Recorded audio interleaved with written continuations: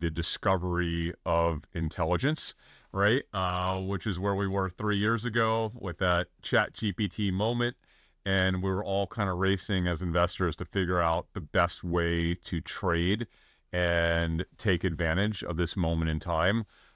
We quickly transitioned into the AI infrastructure kind of wave, which was probably the biggest thing that we've experienced in a very long time, where we have 15 to 20 names across the chip and cloud computing and energy, Energy. Yep.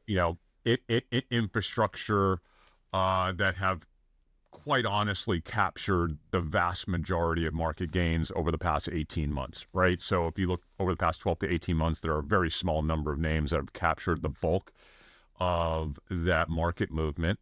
And I think that has led us to a place where investors are confused. It feels like we're in a bubble sometimes. Nothing seems to make sense. The market moves erratically on a daily and weekly basis.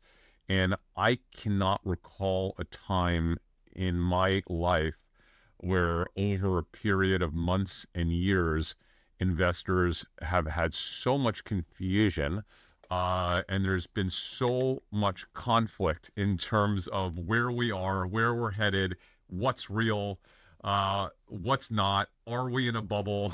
Are we not? Are we in a bubble, or are we in the biggest thing to ever happen to humankind, right? And Right.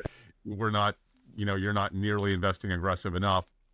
I've spoken about this recently. I think we are on the precipice in the next few months, the next couple of years, of entering kind of the third wave of the AI super cycle, which is still early. This is all the first piece of it, which is the AI efficiency wave, which is where companies actually start to extract meaningful value out of artificial intelligence in terms of lifts in productivity, massive increases in efficiency, the ability to either operate as is at a much lower cost basis, or where I think we're headed, the ability to meaningfully grow without having to add significant expense and headcount.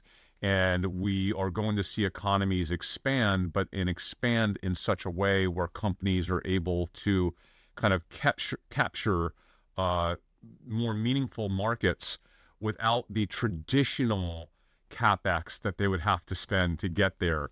And my thought is that we're going to see a widening of the companies who are benefiting from artificial intelligence over the next few years. So rather than it be 15 or 20 names, I think we'll actually see hundreds of companies that will, maybe thousands of companies that are publicly listed that will meaningfully benefit. And if you're an investor and you're just trying to figure out generally, where does the market at large go over the next 3 to 5 years? I think the optimistic take would be that the AI efficiency wave just tends